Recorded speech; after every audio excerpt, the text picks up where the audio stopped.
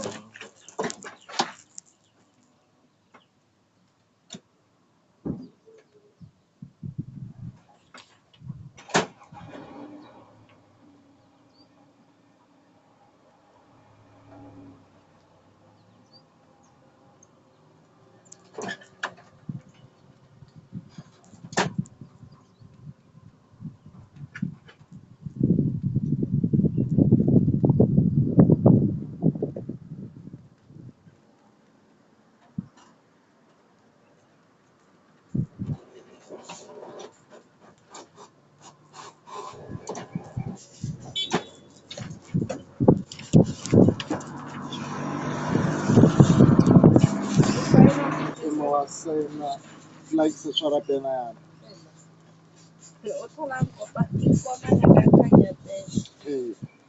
I don't know the Magape.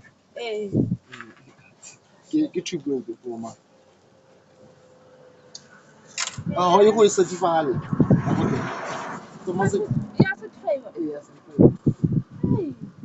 I go to die now with the sounds and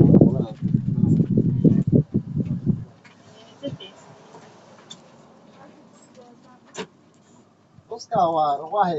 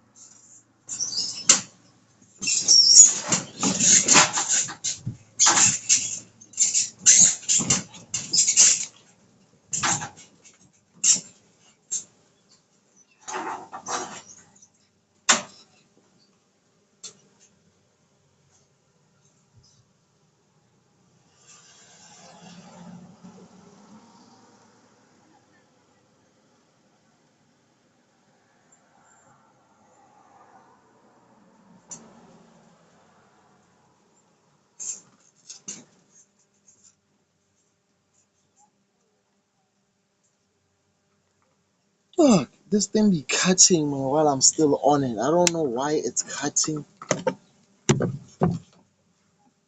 I don't know what's wrong with the internet.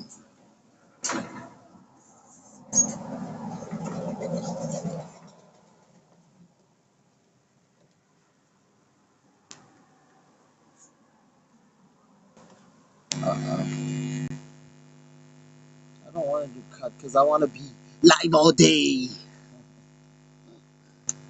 Hi guys, my name is Onkabitsa Maloko. Everybody calls me Onks. My mom calls me Onks. I'm a full-time small business owner. Ooh-wee. Yeah, and I'm trying to grow that. I'm trying to grow my business, and this is my daily vlog, live vlog of my life, man. We don't do much talking here. Um, the only thing we do here is it's like a window into my life while I'm doing this. Comment to ask any questions. I'll be here all day until we knock off, man. No problem. And yeah, thank you.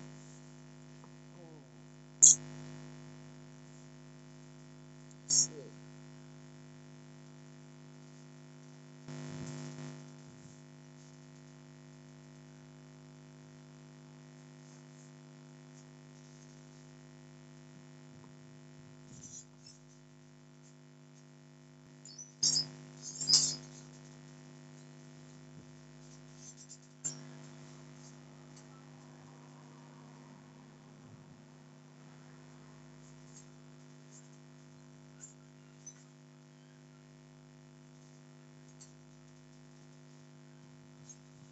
you,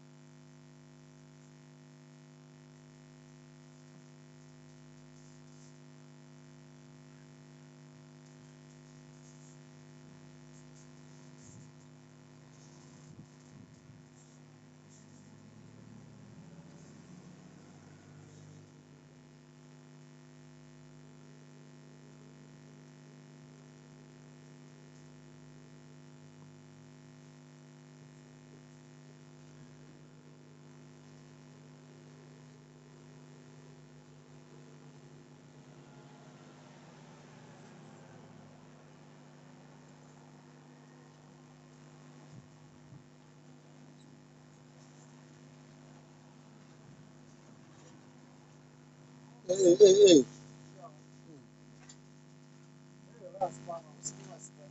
Water span. Kunjani. Loko studio nyana. Loko studio. Mm. Span uzona online ja uthaka. Eh.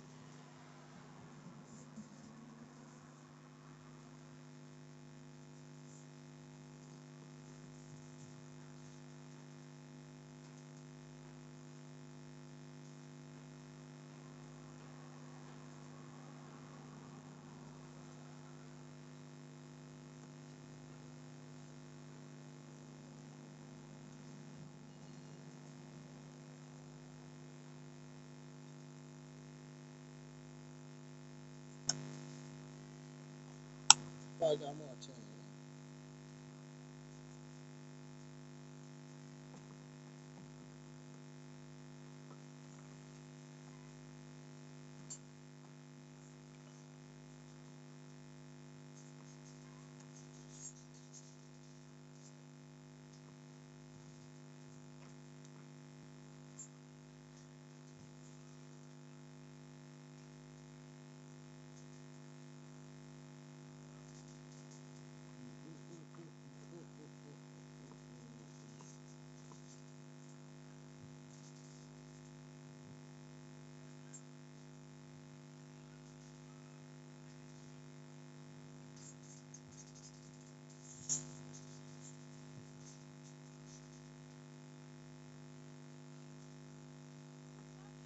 Okay.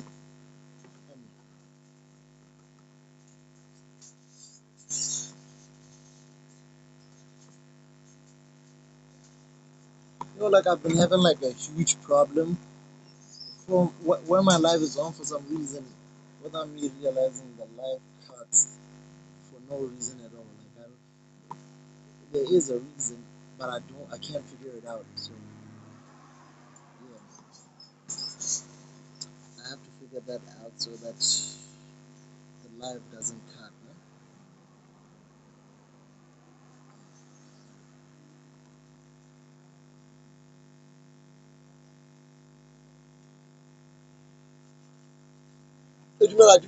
Emma.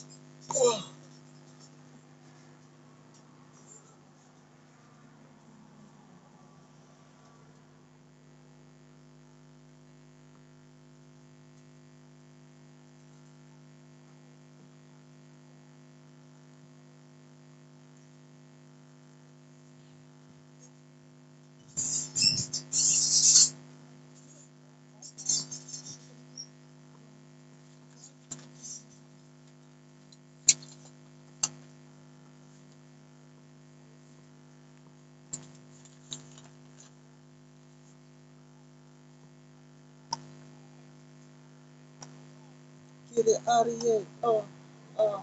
Yeah, in the area. Get it out of here. Everybody.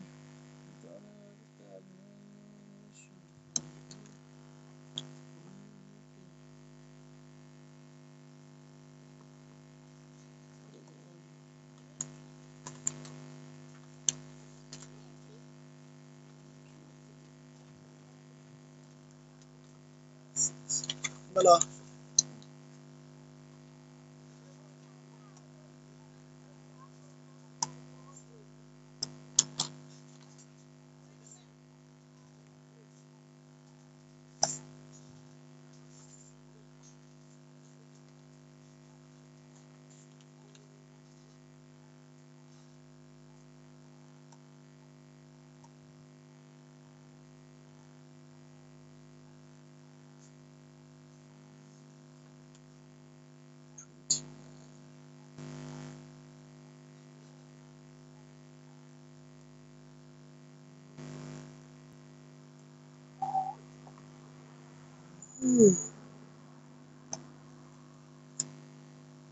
Mela.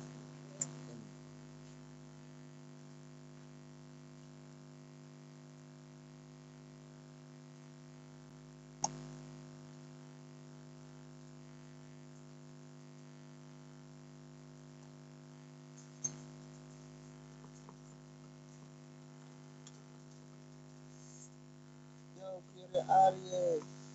Yeah, I'm in your area. Ish. Yeah. Name, date of birth, identity number,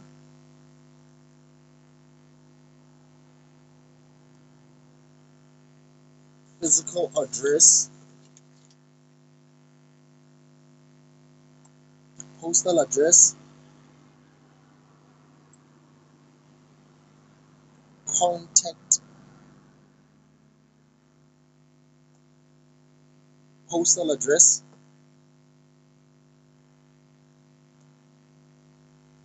contact number,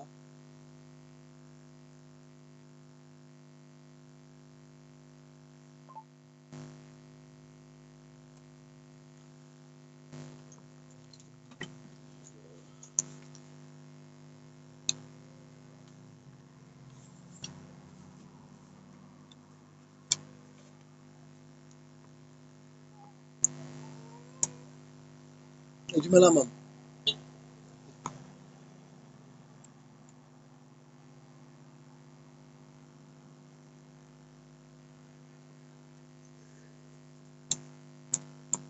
Woo!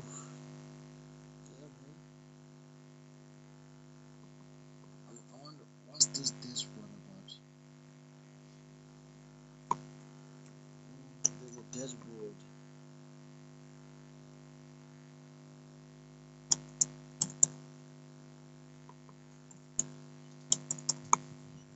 Chiziba is a Ziba.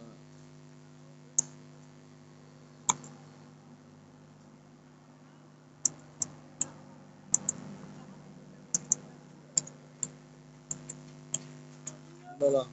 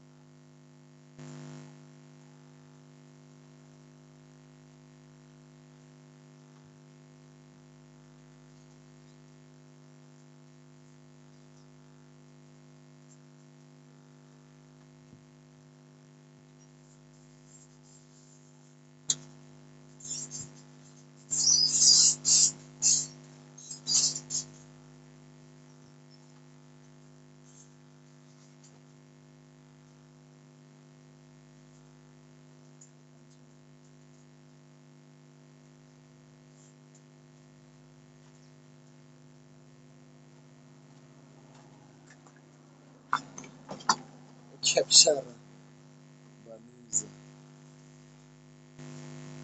Also, unfiltered.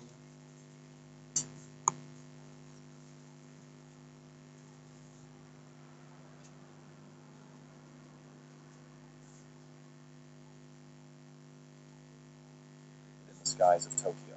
An alien-like structure called the Inverted Castle sprung into existence out of nowhere. Shortly after its manifestation, several dungeons began taking root in various parts of Japan, forever changing the world. A unique phenomenon occurred, causing mana to be infused with the humans and awakening their abilities. These were called the Talented, and they could hone their craft to become magicians to fight the dungeons and rise to glory. The interesting thing about a mage's talent is that their abilities could be judged from the peculiar color of mana emanating from their bodies. In this case, each mage possessed a single color which highlighted their proficiencies.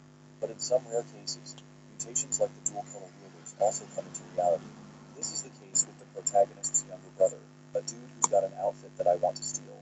Kurosaki Kai is a dual color wielder, commanding control over blue and red colors of mana. Kai is confident facing a terrifying monster. Their battle begins with the creature lunging to rip the human to pieces. But it's no trouble for the talented Kai, who easily activates his power to cast a demonic lance strike. This spear charged with his energies casually pierces the monster's skin and ultimately destroys it in a single attack. With the monster defeated, Kai walks up to collect its stone while his brother looks dismissively. Despite being the younger brother, Kai treats his older brother like dog shit and tosses the stone to his head, reminding him to pick up whatever resources are scattered. At this point, Kai had already reached level 89, which is pretty high up, earning him the title of the Purple King and solidifying his spot as one of the strongest mages to exist. Unfortunately, the opposite is the case for his shitty little brother, who is our lovely protagonist with absolutely no talents or skills at his disposal.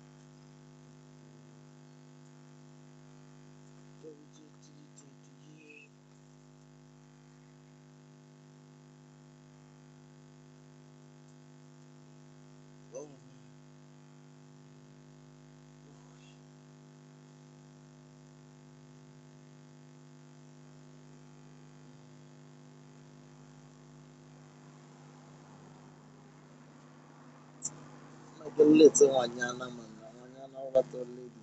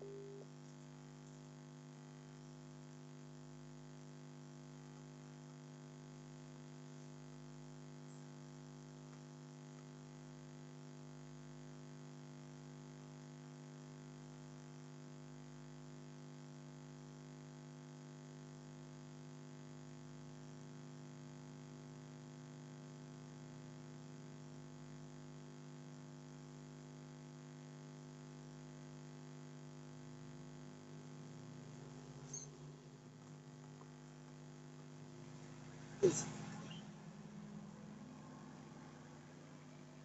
guys remember how dual color wielding is a rarity in this world? Well, our boy also got a rarity, but on the opposing end of the spectrum.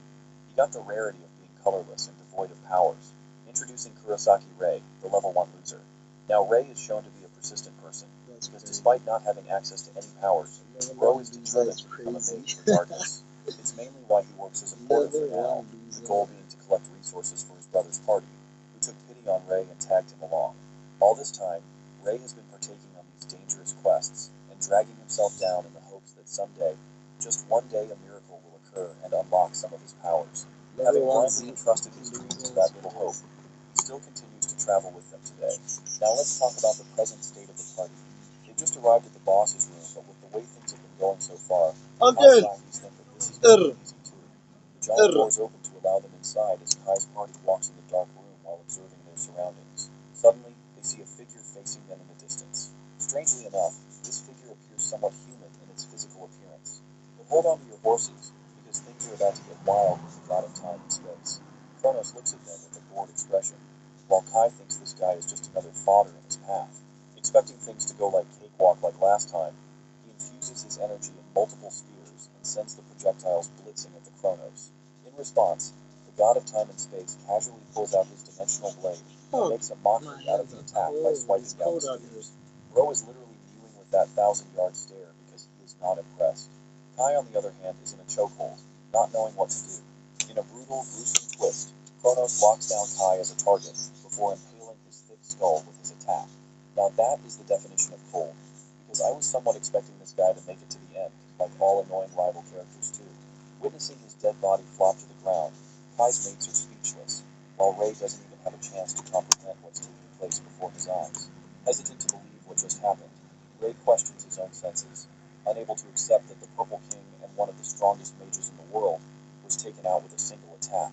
Recognizing the deity before them as a monster of destruction, Kai's underlings quickly tried escaping, which is a smart decision. But there's no point because Kronos kills them brutally in a fraction of a second. Despair overwhelms our boy as he flops to the ground in defeat. The once silent god then utters his first words, joyful to have found a colorless human among the group. Refusing to accept defeat, Ray musters all of his confidence in a single moment. He's been through so much shit in his life, so he wasn't going to let it all end now before achieving his goals. With that determination, though his body quivers to even stand, the colorless boy points his pointy weapon at the unstoppable god. Now that is the definition of bravery. Respect 1000 yen. Kronos is rather amused that a colorless being is actually daring to face him when the rest of his comrades died a brutal death. Though his body is shaking, our boy is not ready to forfeit his life. In response to the child's bravery, the god of time and space decides that he'll test the kid's resolve. And well, maybe you guys were expecting an easy, here you go, a new power-up. But no. What happens instead is that Ray literally gets the Toji treatment from Jujutsu Kaisen. His body ruptures a part of itself from the side, making him scream in agony. Kronos doesn't even care and thinks that maybe he went a little too hard on that one. Using his control over time, he reverts back our boy's state to its healed self, much to Ray's shock. It's time for part 2 of this hellish trial. This time, Kronos unleashes unfathomable flames of and surrounds the kid in an arena of the hellfire flames of despair. I'm not even going to sugarcoat it. That attack title is badass. The deity is actually curious what this weak little human will do in response to such a trap. Of course, even as weak as he is, Ray knows that simple attacks won't cut something like this. But perhaps if he used the dimensional sword that Kronos used to kill his brother, things would be different. So Ray quickly goes and uses the blade to cut past the flames of despair with a forward lunge. Of course, even after being armed with a powerful weapon, his fragile body endures agonizing burns all over, making him wail in agony. Witnessing the boy's persistent stride, the god of time and space is actually amused, but his amused expression turns to complete shock when he senses a weapon piercing his chest. That's right, our boy officially landed a clean hit on a fucking god. Call that a start of a series. But despite this attempt, Kronos lets out a sinister smile as he rewinds time again, putting the kid back to his starting position. Kronos remarks that he's impressed by the boy's commendable effort. However, Ray simply accepts defeat and shrinks on the floor, realizing it was over from the start. The thoughts of death and despair start creeping up inside his mind, filling it with a void of black. Unbeknownst to his wildest expectations, a system screen greets him, stating that the god of time and space presence has unleashed Ray's seal on his black skill. This actually comes as a shock to Kronos himself, who doesn't get what's going on. Our boy goes on to officially receive his first talent and skill drain, stealing Kronos' ability to rewind time. Ray is stupefied by what he's seeing on the system screen, while Kronos, a literal god, is breaking a sweat. At once, the kid unleashes the first usage of his rewind ability, but this time, he's not going back a few moments in time. In fact, his bold move just now is so wild that it even freaks out Kronos. The system kicks into overdrive and offers a full regression, turning the wheels of time back many years. Opening his eyes again, our boy realizes that though he used the rewind skill, he himself doesn't even know what the fudge happened. Staring at the reflection in the mirror, he realizes that he is looking at a younger version of himself. Now, I don't know about you guys, but robbing a skill from a literal god signals to me that this story is going to be really damn good. Let's also rewind time for a minute. When Ray casted the ability, a mysterious warning revealed to him that he isn't powerful enough to bring down the god of time and space with his own powers.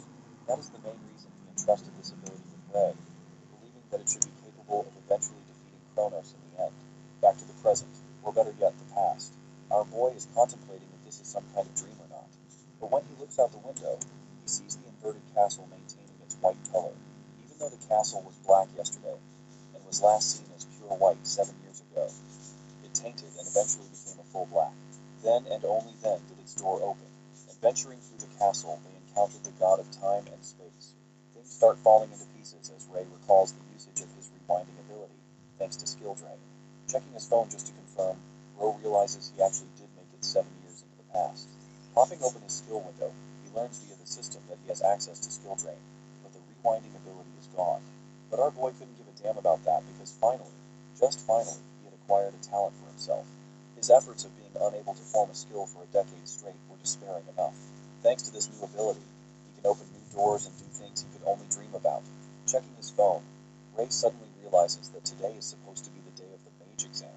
The scene cuts to the Chioda Ward, which is officially called the Mage Association headquarters. It's the only governing body responsible for controlling and monitoring the activities of beings known as the Mages, and helping them take on dungeon conquests. Arriving inside the building, Ray notices how it looks brand new, which only makes sense thanks to his time regression.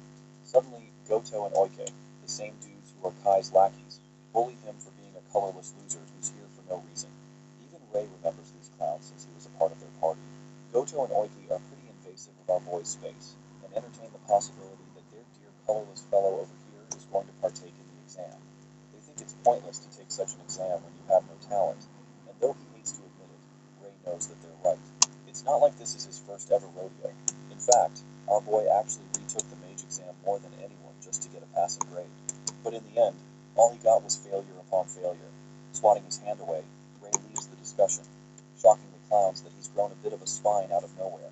Now let's turn our attention to the exam proctor for the mage exam. She's actually a B-rank mage called Hinata, and well, let's just say she isn't the happiest to see our boy popping up before her again. Hinata reminds the dude that he's going to get himself killed if he keeps this up, but Ray is willing to give it another shot. Shortly afterwards, he's taken to the exam site. Hinata doesn't want to have the hassle of explaining all the details to this guy since he knows them already. Ray prepares himself. His goal is to actually collect 3 magic stones from the goblins inside the dungeon. That's the only completion requirement, and for anyone having a simple skill, this is the easiest task. Normally, that is. Because today is notoriously special for conducting an exam where a horrifying incident occurred. A terrifying monster beyond the levels of this dungeon appeared from out of nowhere. The red cap is a level 37 monster. Well, Bro is out here aura farming despite being a legit goblin. He approaches them menacingly.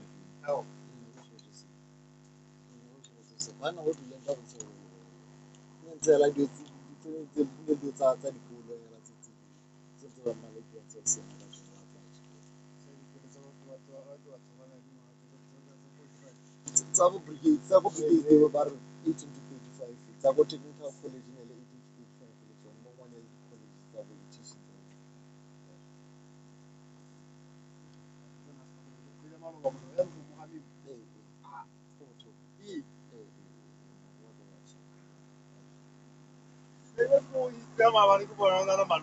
Ningamdala. Mdala orata utakwana orata breakfast ora.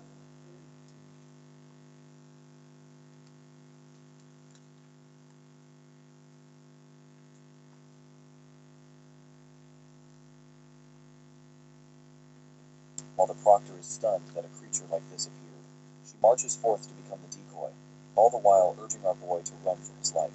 However, even Ray understands that she can't beat the red cat, especially since their level differences are far too much. Now, in the original storyline, Hinata was unable to beat this guy and ultimately ended up getting brutally injured. She did her best to delay their doom and protected Ray until the very end. But still, the girl was getting pummeled and received injuries that led to her retirement, all thanks to Ray's uselessness, his incompetence, and his weakness. Did I just call him the same thing 3 different times? Yes, I did. Anyway, the Red Cap is directly responsible for ending her career, literally speaking. So this time, Gojo's nephew over here doesn't want to let that happen. Bro is determined to stand his ground, facing the threat lunging towards him. In a quick motion, Ray tosses his blade against the creature, recalling how the Red Cap is known for having a skill that buffs its physical stats, so much so that ordinary attacks are useless. However, our boy is an exception, because when weapons don't work, he takes the battle to his hands, rated E for everyone. Ray's punch only pisses off the goblin even more, as if the creature is offended by his sheer audacity of even trying. The red cap attempts to finish him off with its next attack, when suddenly, something happens. The system screen reveals that Ray has successfully stolen the body enhancement skill from the monster, buffing his own physical stats considerably. With this, Ray easily delivers a clean vertical slash, cutting the goblin like a fruit with his blade. Hinata is utterly shocked that this weak-ass dude defeated the red cap in a single strike. Internalizing his thoughts on skill training, Ray reflects that he struck gold with his new power. As for Hinata, she's got a boatload of questions, and well, our boy is in a pinch because he doesn't know what to say. Clearly, he can't just blurt out that he's got a black skill. Bro's best excuse in this situation is that it was a mere coincidence. He's sweating bullets and Hinata's not going to fall for the gaslighting. Apart from that, she wants to cancel the exam because of the unexpected monster. Also, the incident will be logged and reported to their headquarters. As for Ray, he recalls that even irregulars shouldn't be appearing anytime soon, but he still requires the 2 more monastems to complete the exam. Of course, the Proctor isn't going to let him have it because of the dangers involved. Suddenly,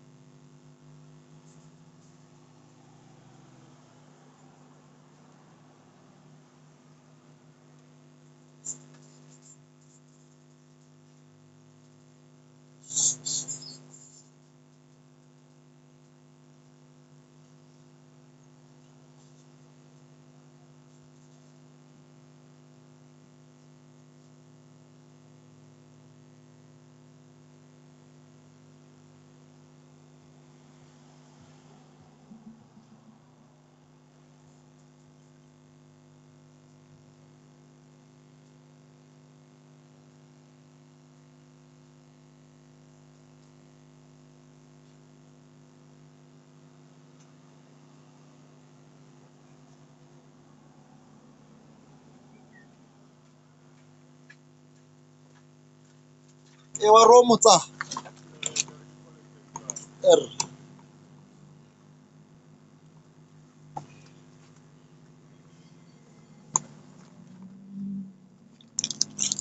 Woo.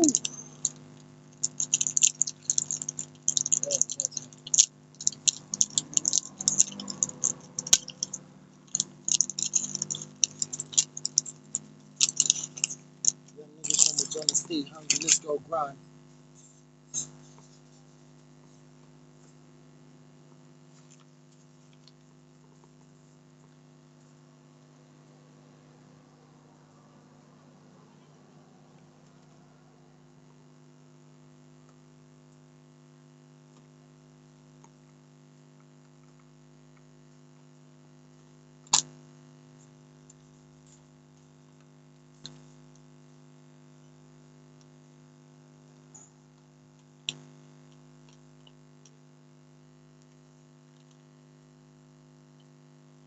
two more goblins pop from out of the shadows, quickly aiming to attack them. But no worries, Ray makes light work of them by slashing them in a single hit and even impressing Hinata. With all three mana stones collected, he meets the qualification for his objective, while the Proctor is speechless. The scene switches to the entrance of the Mage Association's headquarters. Here, Hinata hands him his official mage license. Seeing the card having his credentials on it at last, Ray experiences a catharsis. It makes sense because for many, many years he dragged himself just to clear the exam. All this time he persevered to become a mage, a porter who was never valued and always trampled upon. But with this card, he is officially a mage now. What's more, she hands him the details regarding the exchange rate of the collected mana stones. These stones are known for being a value drop from the monsters after their defeat. They're used as an energy source and can even be traded for money. Thanks to him defeating an A-rank monster, Ray is having the time of his life looking at his balance sheet. Bro literally got 3 fudging million for beating the monster, which shocks him immensely. The dude realizes just how easy it is for mages to live a good life. Even the Proctor is cheering for his achievements, which is how you know she's a real homegirl. He decides to ask Hinata for a final request, which is revealed to us in the next scene. Standing before the unique-looking gate, Ray takes a second to admire his name and rank. Before, he couldn't enter any dungeons on his own. But with this development, he thinks he's finally got a chance to change the course of the future. Unexpectedly, someone casts their Mana Hand ability, which creates a giant astral hand and entraps our boy in place. Turns out it's actually Kai's lackeys from before, and the goons are making fun of him for trying to enter a dungeon on his own and breaching the rules. Ray surprises them by confessing that he passed the mage exam, which is why he's qualified to do that now. But this fact is so unbelievably ridiculous to their ears that they think he's lying. Grabbing his skull, the clown implores our boy to show off his talent. Let's break down the mana hand ability for a second. It's actually a compression of mana manipulated into a physical form or shape. This is the reason why Ray is struggling to break free of its grasp, even with his enhancement skill, but that only goes for his hands. Since his legs are unrestrained, the dude literally propels himself with super speed and bashes the guy's nose with his head, causing an immediate nosebleed. And with this, Ray successfully steals the ability and frees himself as well. Mimicking his opponent, Ray unleashes his version of Mana Hand, restraining the clown in the same way he did. They can't believe that he was able to awaken his own talent. But while Ray is busy handling one of them, the other guy swoops in with his basic-ass fireball attack.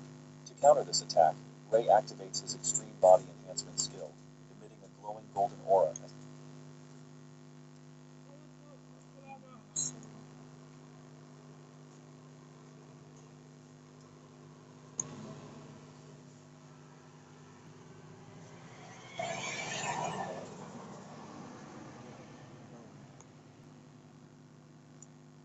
Watch I see you. Error. Error. Error.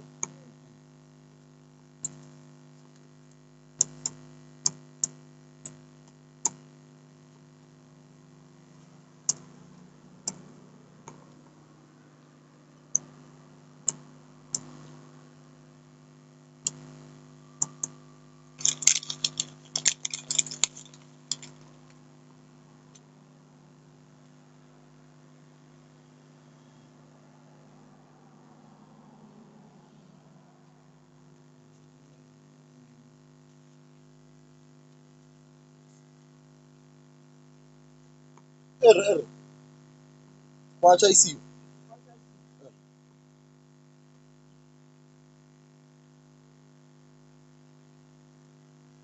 As he swipes away the fireball. His opponent is unable to process what's going on, when all of a sudden our boy dishes out a punch straight out of Dragon Ball Z and launches the dude into the wall. They can't believe that this guy has more than just one skill, to the point they're suspecting him to be a dual color wielder. But Ray amusingly denies them and manifests a fireball in his hand. Thanks to his contact with his opponent, he's able to successfully steal the skill. Unleashing the swirling ball of red, Ray corrects them by declaring that he's got another color on top of that. You can already tell that his opponents are shitting bricks right now at the discovery of his new skills. Top it off, no one has heard of a tricolor user before. Ray doesn't give in to their chatter and answers by tossing the fireball next to the guy. Not only that, he also releases the other dude from his shackles, questioning if they still want to mess around. The two idiots glance at each other and realizing that this is their only chance, they run for their lives like the pathetic douchebags they are. The real issue is actually Ray's brother, because if the Purple King ends up discovering what happened, it's going to get a lot uglier. In the future, he's always been a lapdog serving Kai's every order. If word gets out that Ray awakened his new powers, Kai will definitely come to hunt him down. And because he's already level 50 right now, he's still one of the strongest mages around. Besides his brother, there were plenty of things he needed to worry about. For example, there was going to be a dungeon unlocking soon enough. Right now, all that mattered to him was increasing his level to the point he could actually hold his ground. That's why Ray is solo diving in a dungeon to improve his level. It's the only way he's going to get better skills and increase his mana pool to activate them. Walking contemplatively, dude's alarmed when a sudden monster ignites into existence. This scarecrow-looking creature is actually a flame wizard standing at a level 38, one level higher than the red cap he fights. Since he's only got enough mana to create one fireball right now, that's what he does in his left hand. The flame wizard is a different case, however, as he can easily channel the use of multiple fireballs.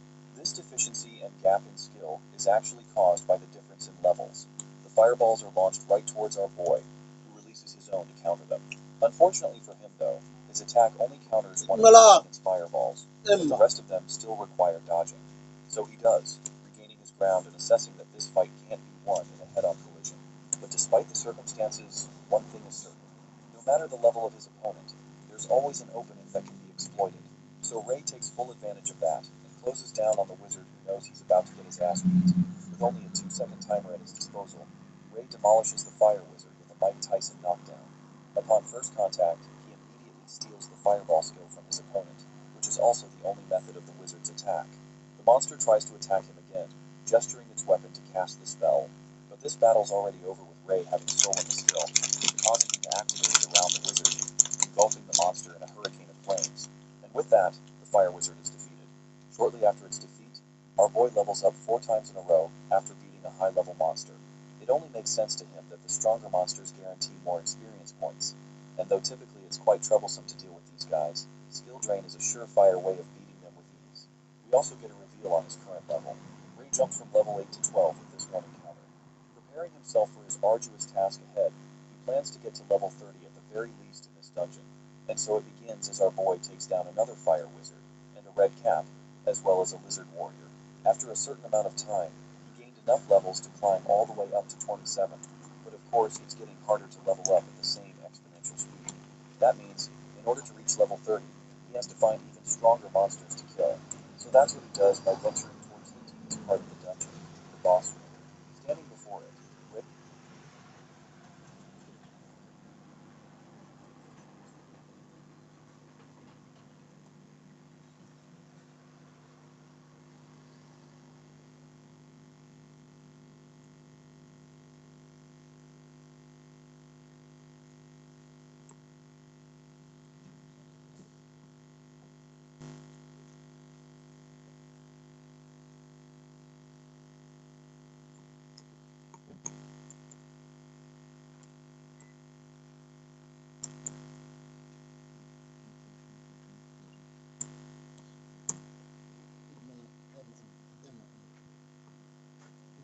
Get more on now. These kids. So let's get type of 50 pages and the other one go get them.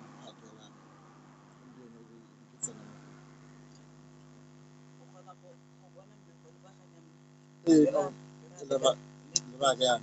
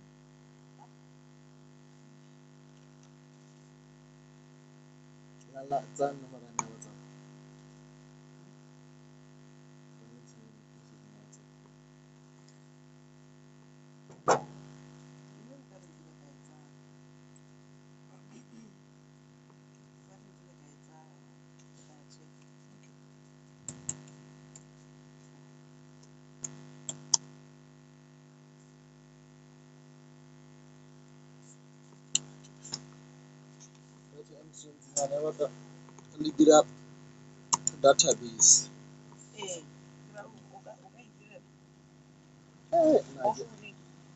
Let me see. Let me see for you. Let me for now. Okay, when I see. I think something like that can be done. Sure, I'm not good. Let me just search online for now. I think there's something like that can exist.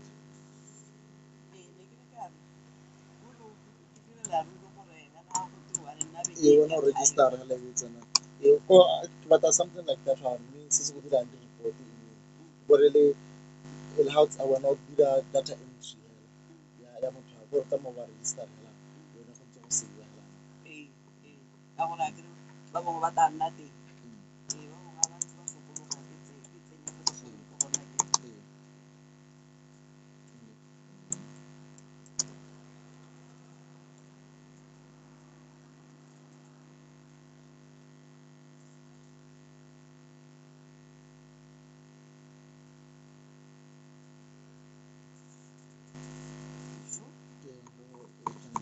Kita ada gila wala alhamdulillah.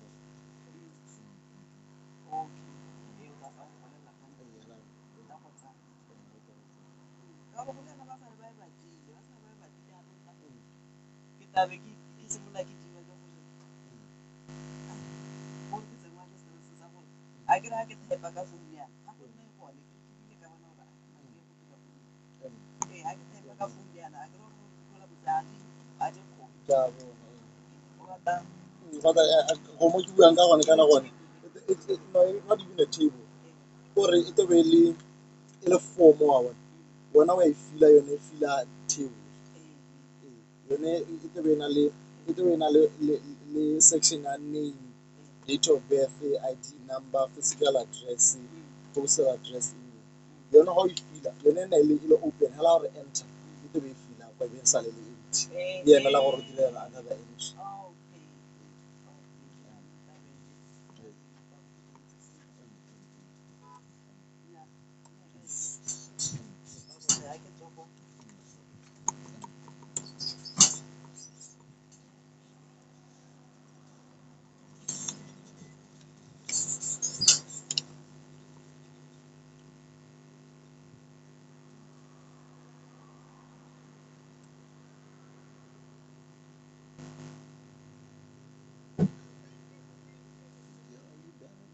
You better be on.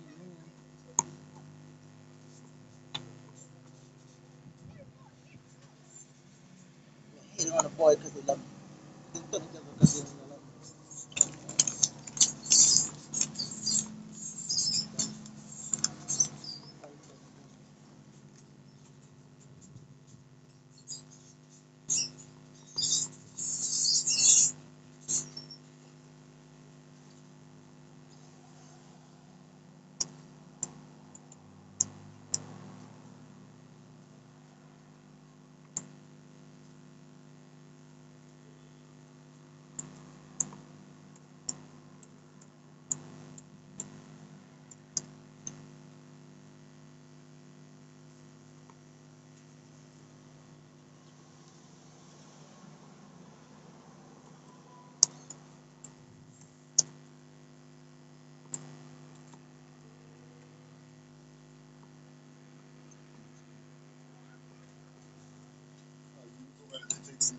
Hey, hey, hey.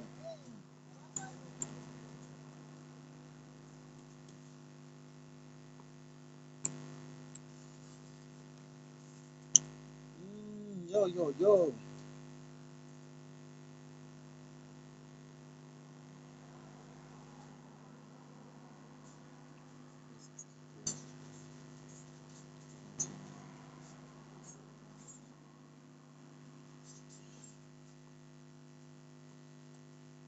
Ray reflects that this is all he'll need to achieve his goal of getting to level 30.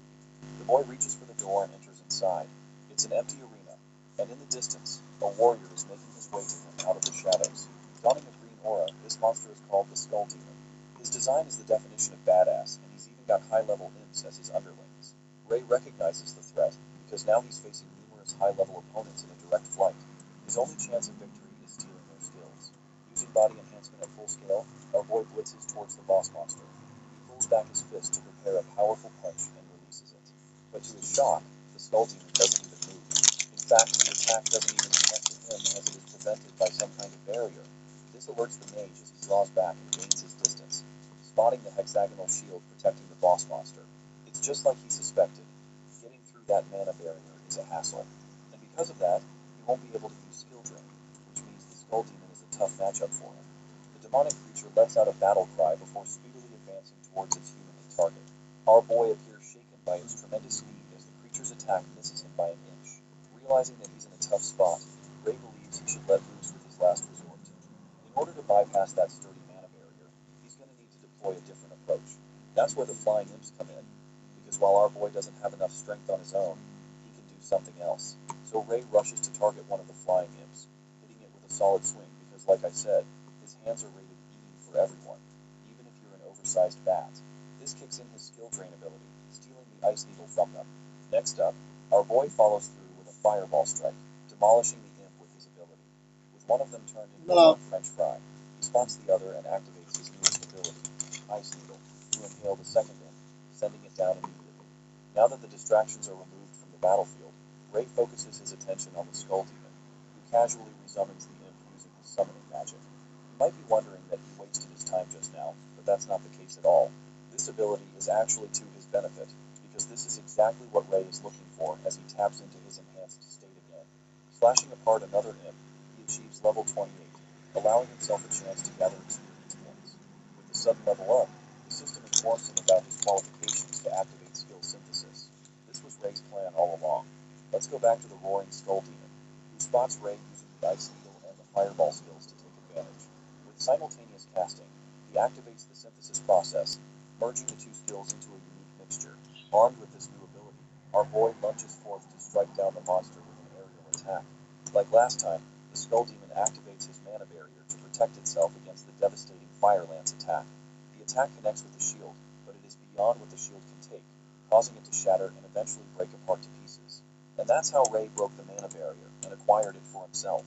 But the fight isn't over, as he activates his enhancement ability again to attack the skull demon. Having used his skill drain ability on the boss monster, he's removed its defenses. While the skull demon is still recovering from the previous attack, this dude whips out a second fire lance and impales it through the monster's chest. In its final moments, the creature burns a scarlet flame of red, swallowed whole by the attack.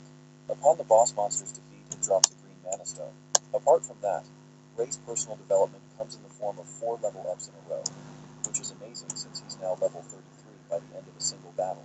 Having finally defeated the creature and penetrated its intense shield, our boy takes a second to take a breath. As for the process of skill synthesis he used earlier, let's take a few moments to see how it works. As the name suggests, it uses individual skills and combines them to form new and more advanced skills. It's a powerful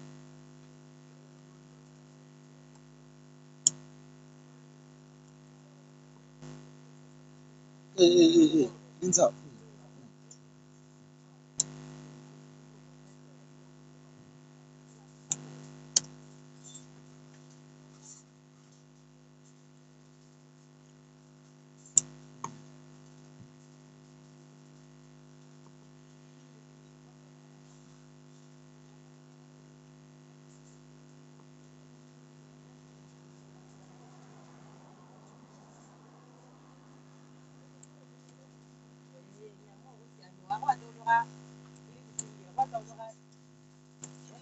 Gimana? MRT.